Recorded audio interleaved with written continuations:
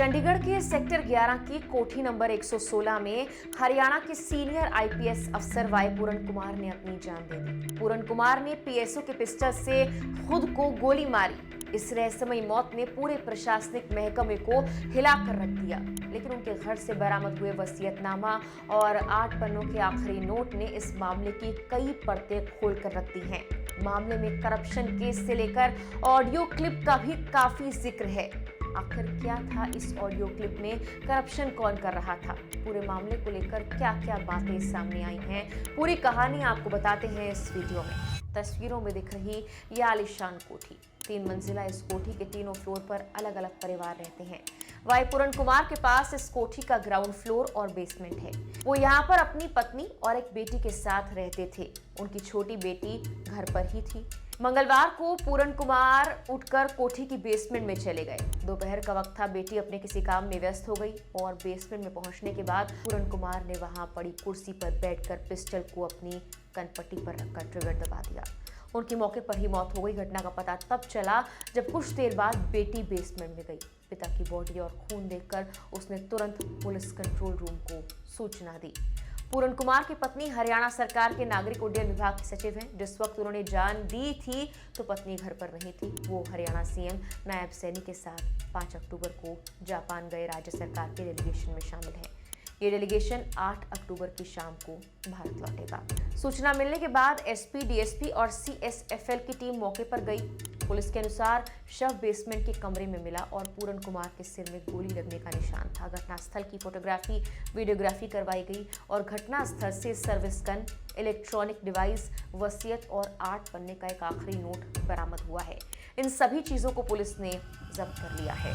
Reports के मुताबिक इस नोट में उन्होंने अपनी नौकरी से नाराजगी, भेदभावपूर्ण बर्ताव और मानसिक उत्पीड़न की बात कही है। नोट की सामग्री फिलहाल जांच के दायरे में है और उसे फॉरेंसिक टीम द्वारा जांचा जा रहा है। 2001 बैच के आईपीएस अधिकारी पूरन कुमार पहले एडीजीपी रोहतक रेंज थे। कुछ दिन पहले ही उनका तबादला police training centre Sunaria Rohtak में आईजी के पद पर किया गया था। घटना के वक्त वो छुट्टी पर थे। इंजीनियरिंग ग्रेजुएट पूरन कुमार का जन्म 19 मई 1973 को हुआ था। लेकिन गौर करने वाली बात यह कि कुमार का वरिष्ठ अधिकारियों से विवाद पहले भी रहा है। उन्होंने आरोप लगाया था कि पदोन्नति और तबादलों में गड़बड़ी, जाति के आधार पर भेदभाव और प्रशासनिक परेशानियां की जा रही हैं। उन्होंने इन बातों की शिकायत मुख्यमंत्री और बड़े अधिकारियों से भी कई बार की थी। फरवरी से अप्रैल 2023 के बीच कुमार ने 2 महीने में एक वरिष्ठ आईएएस अधिकारी के खिलाफ 5 शिकायतें दर्ज करवाई थी, आरोप लगाते हुए कि उन्हें परेशान और अपमानित किया जा रहा है। 8 फरवरी को 3 पूर्व आईएएस अधिकारियों की एक समिति बनाई गई जो मामले की जांच कर रही थी, लेकिन कुमार ने इस समिति पर पक्षपात का आरोप लगाकर आपत्ति जाहिर की थी। मार्च 2023 में हरियाणा सरकार ने उन्हें आईजीपी होमगार्ड्स के पद पर नियुक्त किया।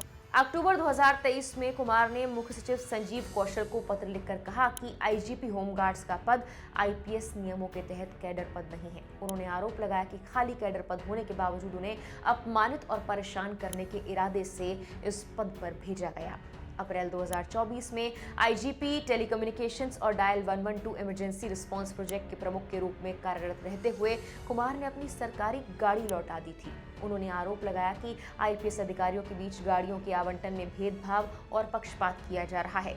इस मामले में उन्होंने उस वक्त के मुख्य सचिव टीवीएसएन प्रसाद को पत्र लिखकर कार्रवाई की मांग की थी। रिपोर्ट्स के मुताबिक मिड 2024 में कुमार ने मुख्यमंत्री नायब सिंह सैनी को पत्र लिखकर आरोप लगाया था कि 1991, 96, 1997 और 2005 बैच के आईपीएस अधिकारियों की पदोन्नतियां अवैध हैं, क्योंकि इन्हें केवल वित्त विभाग से मंजूरी मिली, जबकि गृह मंत्रालय के नियमों को नजरअंदाज किया गया था।